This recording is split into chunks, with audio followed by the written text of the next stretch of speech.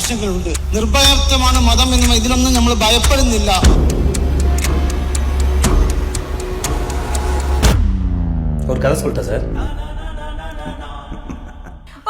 ഒരിടത്ത് ഒരു വലിയ മുതലാളി ഉണ്ടായിരുന്നു. നമ്മൾ മലബാറുകാരനായതുകൊണ്ട് കടയുടെ പേര് മലബാർ ഗോൾഡ് എന്നായിരുന്നു.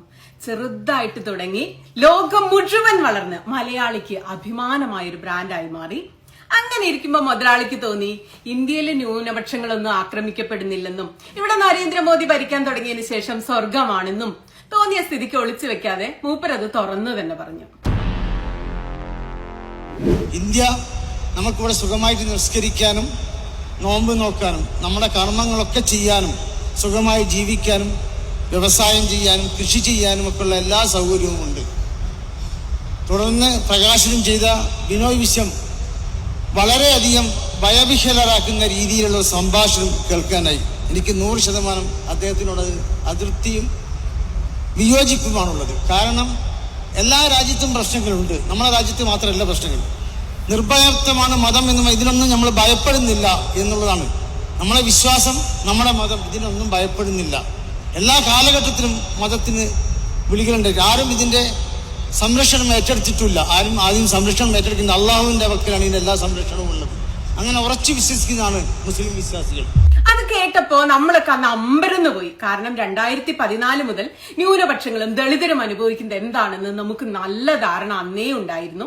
നോർത്ത് ഇന്ത്യയിൽ ബീഫിന്റെ പേര് പറഞ്ഞ്, പശുവിന്റെ പേര് പറഞ്ഞ്, പള്ളികളുടെ അടിയിലൊക്കെ അമ്പലമുണ്ടെന്ന് പറഞ്ഞ് നടക്കുന്ന സർവേകളുടെ കുഴി തോണ്ടലുകൾ, പൗരത്വ രജിസ്റ്റർ കൊണ്ടുവന്നിട്ടുള്ള പരിപാടികൾ, കാശ്മീരിന്റെ പ്രത്യേക പദവി എടുത്തു കളഞ്ഞുകൊണ്ടുള്ളത്, തെരഞ്ഞെടുപ്പുകളുടെ സുതാര്യതയെ സംശയത്തിലാക്കുന്ന ചില സംഭവങ്ങൾ, പ്രതിപക്ഷ നേതാക്കളെ മുഴുവൻ കേന്ദ്ര ഏജൻസികൾ ഉപയോഗിച്ച് വേട്ടയാടുന്ന പണികൾ, അങ്ങനെയൊക്കെ വളരെ അശാന്തമായ ഒരു അന്തരീക്ഷമാണ് രാജ്യത്ത് നിലനിന്നിരുന്നത്. പക്ഷെ നമ്മൾ വിചാരിച്ചു പോട്ടെ, മൂപ്പരൊരു ബിസിനസ്സുകാരനാണല്ലോ, അധികാരമുള്ളവരോടും രാജ്യം ഭരിക്കുന്നവരോടും ഒക്കെ അങ്ങനെ ഏറ്റുമുട്ടിയും ഒന്നും നിൽക്കാൻ അവർക്ക് പറ്റില്ല, തെരഞ്ഞെടുപ്പ് ഫണ്ട് നൽകേണ്ടി വരും, ചിലപ്പോൾ പുകഴ്ത്തി പറയേണ്ടി വരും, സംഘികൾക്ക് ജോലി കൊടുക്കേണ്ടി വരും, ഇലക്ട്രൽ ബോണ്ട് കൊടുക്കേണ്ടി വരും, അങ്ങനെയൊക്കെയാണ് ഒരു ബിസിനസ്സുകാരന് ഇന്ത്യയിൽ മുന്നോട്ട് പോകാൻ കഴിയുകയുള്ളൂ.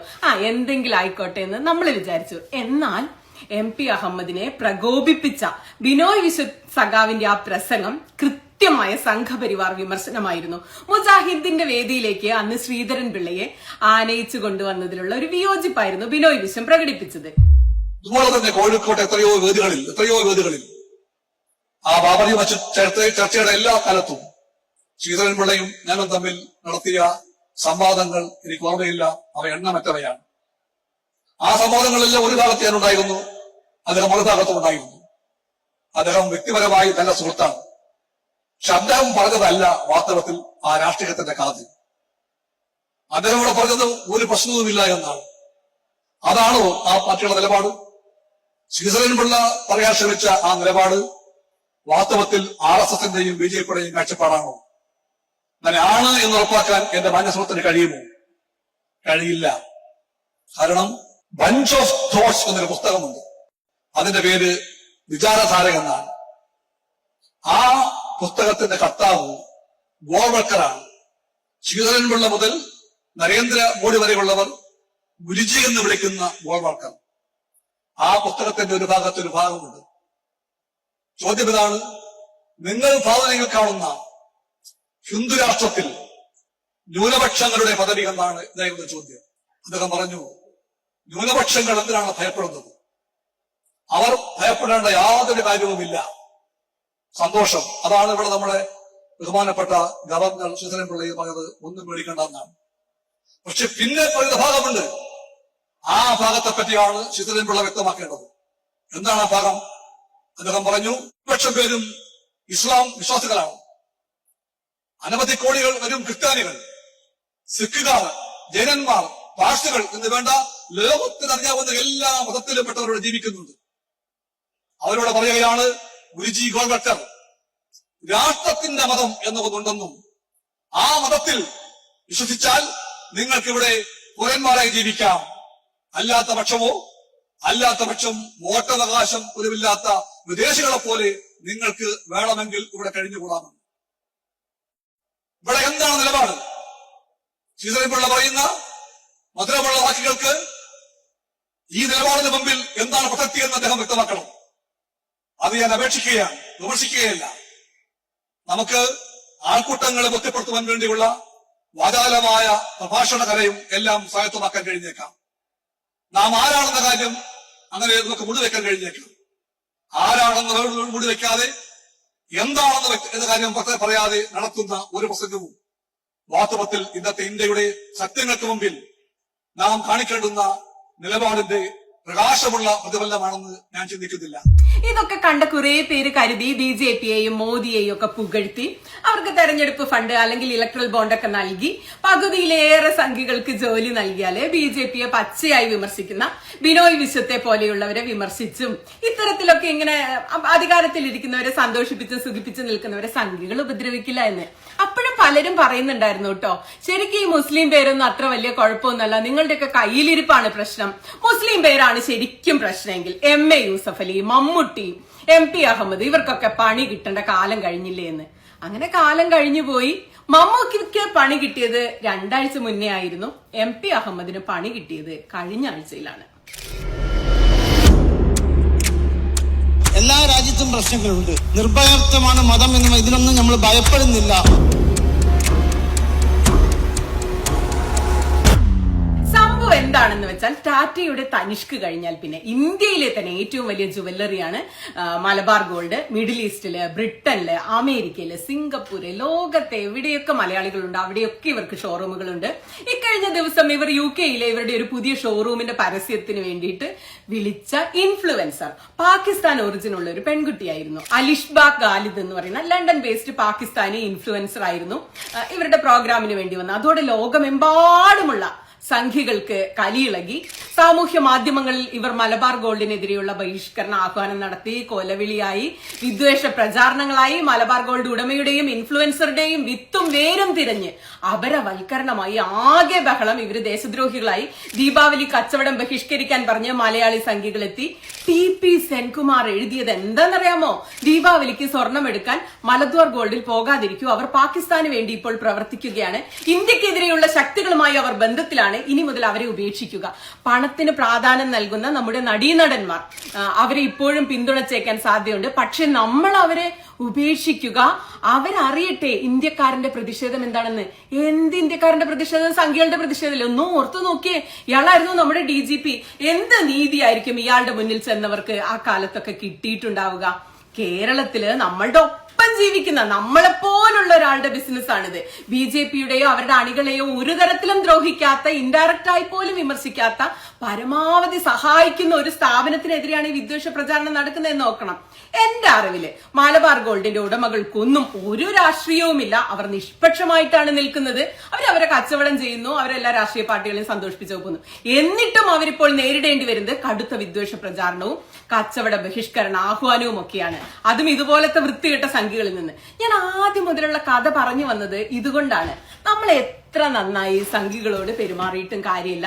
ഞാൻ നിങ്ങളുടെ കൂടെയാണേ എന്ന് നാഴികയ്ക്ക് 40 വട്ടം നമ്മൾ ഓർമ്മിപ്പിച്ചുകൊണ്ടിരുന്നിട്ടും കാര്യമില്ല. ഹിജാബ് വിഷയം വരുമ്പോ നമ്മൾ മിണ്ടാതിരുന്നിട്ട് കാര്യമില്ല. ഇവരെ പേടിച്ചോ സന്തോഷിപ്പിക്കാനോ ഗസയ്ക്ക് ഐക്യദാർഢ്യം പറയാതിരുന്നിട്ട് യാതൊരു കാര്യവുമില്ല. ഞാൻ ദേശസ്നേഹിയാണേ എന്ന് നെഞ്ചത്ത് എഴുതി വെച്ചിട്ടും കാര്യമില്ല. സമയമാവുമ്പോ ഇവരാക്രമിക്കും. അപ്പൊ അവരുടെ ക്രൈറ്റീരിയ ഒന്നേയുള്ളൂ. നിങ്ങൾ ന്യൂനപക്ഷമാണോ? നിങ്ങളുടെ പേരെന്താണ്? നിങ്ങൾ സംഖ്യയാണോ? സംഖ്യയാണെങ്കിലും മുസ്ലിങ്ങളെ ആക്രമിക്കും കേട്ടോ, നമ്മൾ കണ്ടിട്ടുണ്ട്. അവർ പതിയിരിക്കും ആക്രമിക്കും. 2022 MP അഹമ്മദ് നടത്തിയ പ്രസംഗം കേട്ടപ്പോ ഞാൻ വിചാരിച്ചു, ആരെയും വെറുപ്പിക്കാതെ അധികാരവർഗത്തിനൊപ്പം നീങ്ങുന്ന ഒരു മുതലാളി പോയിക്കോട്ടെ, എല്ലാവരും രാഷ്ട്രീയം പറയണമെന്നില്ലല്ലോ. അതുകൊണ്ട് ഇയാൾ പറയുന്നത് ഇങ്ങനെയൊക്കെ ആയിരിക്കും, ഇയാളെയൊന്നും ഒരിക്കലും ഇവര് തേടി വരില്ലായിരിക്കും. അതുകൊണ്ട് ഇന്ത്യയിലെ സാധാരണക്കാരായ ന്യൂനപക്ഷങ്ങൾ എന്ത് അനുഭവിക്കുന്നതെന്ന് അദ്ദേഹത്തിന് ഒരിക്കലും തിരിച്ചറിയാൻ കഴിയില്ലായിരിക്കും എന്നൊക്കെ ഞാൻ അന്ന് ചിന്തിച്ചു. അതുകൊണ്ടായിരിക്കും ബിനോയ് സഖാവതിനൊക്കെ അദ്ദേഹം കുറ്റമാണ്. അദ്ദേഹത്തിന് ശരിക്കും ഇവിടുത്തെ അവസ്ഥ അറിയില്ല എന്നാണ് ഞാൻ കരുതിയത്. എന്നാൽ കാലം കുറെ കഴിഞ്ഞു, അദ്ദേഹത്തെയും തേടി അവരെത്തി, ഒരു ദയയും കാണിച്ചില്ല. ഇതിനു മുമ്പ് ആക്രമിച്ചവരെക്കാളൊക്കെ ക്രൂരമായി, നിന്ദ്യമായി അദ്ദേഹത്തെയും അദ്ദേഹത്തിന്റെ സ്ഥാപനത്തെയും ഒക്കെ ആക്രമിക്കുകയാണ്. ഇതൊരു പാഠമാണ് കേട്ടോ, എല്ലാവർക്കുമുള്ള ഒരു പാഠമാണ്. സംഖ്യകൾ ഇപ്പൊ പറയുന്നത് ഈ London based Pakistani influencer operation സിന്ദൂറിന്റെ സമയത്ത് ഇന്ത്യയെ പരിഹസിച്ചു, അപമാനിച്ചൊക്കെ പോസ്റ്റുകൾ ഇട്ടിട്ടുണ്ടായിരുന്നു എന്നാണ്. അത് സത്യമാണ്. ഈ പെൺകുട്ടി അങ്ങനെയൊക്കെ ചെയ്തിട്ടുണ്ട്. എന്നാൽ നിങ്ങളൊന്ന് ഓർത്തു നോക്കിയേ, ഇന്ത്യ പാകിസ്ഥാൻ ക്രിക്കറ്റ് കളി ഇപ്പോഴല്ലേ നടന്നത്? ആ സമയത്ത് മോദിജിക്കോ സംഖ്യകൾക്കോ ഒന്നും ഇതൊന്നും പ്രശ്നമായിരുന്നില്ലല്ലോ. ഇന്ത്യയെ നീചമായി അപമാനിച്ച പാകിസ്ഥാൻ ക്രിക്കറ്റർ ഹാരിസ് റൌഫിനൊപ്പമാണ് നമ്മൾ ക്രിക്കറ്റ് കളിച്ചത്. മോദിയെയോ അമിത്ഷായുടെ മകൻ ജയ്ഷായെയോ ഒന്നും ഇതിന്റെ പേരിൽ ആരും വംശീയമായി ആക്രമിച്ചിട്ടില്ല. അവരുടെ ദേശസ്നേഹം ചോദ്യം ചെയ്തിട്ടില്ല. എന്താ പറയാ, my name is Khan but I am not a terrorist എന്ന് അവർക്ക് ആർക്കും പറയേണ്ടി വന്നിട്ടില്ല ഈ നാട്ടിലെന്ന് ഓർക്കണം. My name is Khan and I'm not a terrorist. പക്ഷെ ഇപ്പോ ആ ക്രിക്കറ്റ് കളിയേക്കാളൊക്കെ എത്ര ചെറിയൊരു സംഭവമാണ് ഒരു ജുവല്ലറി ഒരു ഇൻഫ്ലുവൻസർ വെച്ച് പരസ്യം ചെയ്യുന്നതൊക്കെ എത്ര ചെറിയ സംഭവമാണ്. അതിന്റെ പേരിൽ അവർ നേരിടേണ്ടി വരുന്ന ആക്രമണം താങ്ങാൻ പറ്റാത്തതാണ് സത്യത്തിൽ. നിങ്ങൾ എക്സ് പ്ലാറ്റ്ഫോമിൽ ഒന്ന് കയറി നോക്കണം. അവിടെ നിങ്ങൾ തുറന്ന് മലബാർ ഗോൾഡ് എന്ന് ഇവരുടെ എന്തെങ്കിലുമൊക്കെ പേരുകൾ അടിച്ചു നോക്കിയാൽ വിദ്വേഷ പ്രചാരണങ്ങളുടെ കുത്തൊഴുക്കാണ്. ജാതി മതം വർഗീയതയൊക്കെ ചേർന്ന് വല്ലാത്തൊരു വൃത്തികെട്ട അവസ്ഥയാണ്. സത്യം പറഞ്ഞാല് മലബാർ ഗോൾഡിൽ ജോലി ചെയ്യുന്നവര് പകുതിയിൽ കൂടുതൽ പേരും ഹിന്ദുക്കളായിരിക്കും. അതിൽ തന്നെ സംഖ്യകൾ ഇഷ്ടം പോലെ പേരുണ്ടായിരിക്കും. അവരുടെയൊക്കെ പണി കളയാൻ വേണ്ടിയല്ലേ സത്യത്തിൽ ഈ ടി പി സെൻകുമാറൊക്കെ ഇപ്പോ ശ്രമിക്കുന്നത്. ഇവർക്ക് എന്താണ് ശരിക്കും വേണ്ടത്? നമ്മുടെ കൂടെ ജീവിക്കുന്ന, നമ്മളിൽ നിന്ന് വളർന്നു വന്ന, നമുക്ക് അഭിമാനമായ ഒരു ബിസിനസ് സ്ഥാപനം അതിന്റെ മുതൽ അവർ നശിച്ചിട്ട് ഇവർക്ക് എന്ത് കിട്ടാനാ? മലബാർ ഗോൾഡ് കേരളത്തിന്റെ അഭിമാനമായ, മലയാളികളുടെ അഭിമാനമായ സ്ഥാപനമാണ്. അതിനെ തകർക്കാനോ ബഹിഷ്കരിക്കാനോ ആര് ശ്രമിച്ചാലും അത് തടയേണ്ടത് നമ്മളുടെ ചുമതലയാണ്.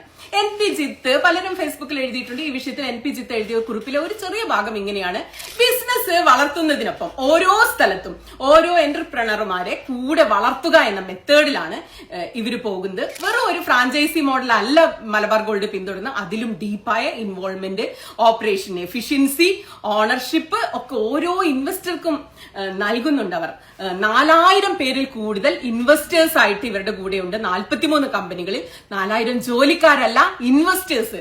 അത്രയും അധികം ഇന്ത്യക്കാരെ ബിസിനസ്സിലേക്ക് കൊണ്ടുവരാൻ സഹായിച്ച ഒരു പ്രസ്ഥാനമാണിത്. ഇന്ത്യ ഉൾപ്പെടെ 14 രാജ്യങ്ങളിൽ ഇവർക്ക് സക്സസ്ഫുൾ ബിസിനസ് ഉണ്ട്. അതായത് ഇന്ത്യയിൽ നിന്ന് ഉയർന്നു വന്ന മറ്റൊരു മൾട്ടിനാഷണൽ കോൺഗ്ലോമറേറ്റ് മുകളിലത്തെ 2 കാരണം കൊണ്ട് തന്നെ ഏതൊരു ഇന്ത്യക്കാരനും അഭിമാനമാകേണ്ട ഒരു സ്ഥാപനമാണ് മലബാറിന്റെ വളർച്ച. സത്യമാണത്. ഇതാണ് അയാൾ എഴുതിയത്. അഭിമാനമാണ് നമ്മളുടെ മലബാർ ഗോൾഡ്. മലബാർ ഗോൾഡിനൊപ്പം നിൽക്കുക എന്നത് നമ്മളുടെ ചുമതലയാണ്. സംഖ്യകൾ ആക്രമിക്കുന്ന എല്ലാവർക്കും ഒപ്പം നമ്മൾ നിൽക്കേണ്ടതുണ്ട്. സംഖ്യകൾ ബഹിഷ്കരിക്കുമ്പോൾ നമ്മൾ എന്താ ചെയ്യേണ്ടത്? ചേർത്ത് നിൽക്കും. ഇവര് ബഹിഷ്കരിച്ച എല്ലാ സ്ഥാപനം വിജയിച്ചിട്ടുണ്ട് കേട്ടോ. നമ്മൾ അവിടെ ഒന്ന് സ്വർണം വാങ്ങണം. ഞാൻ അങ്ങനെ സ്വർണ്ണം ഒന്നും ഇടുന്ന ആളൊന്നല്ല. പക്ഷെ ഉള്ള കുറച്ച് തരി സ്വർണം എനിക്ക് മലബാർ ഗോൾഡിൽ നിന്ന് ഞാൻ വാങ്ങിയിട്ടുണ്ട്. ഇപ്പോ അതിലെനിക്ക് അഭിമാനം തോന്നുന്നു. ഞാനത് വാങ്ങാൻ കാര്യം മലബാറിലാണല്ലോ, നമ്മുടെ സ്ഥലത്തുള്ള സ്ഥാപനമാണല്ലോ എന്ന് കരുതിയിട്ടാണ്. പക്ഷെ സംഖ്യകൾ ബഹിഷ്കരിച്ച സ്ഥാപനങ്ങൾക്കൊക്കെ ഒരു ചരിത്രം ഉണ്ട് കേട്ടോ. വെച്ചടി കയറ്റായിരിക്കും. അപ്പൊ എല്ലാവർക്കും ഹാപ്പി ദീപാവലി. മലബാർ ഗോൾഡിന്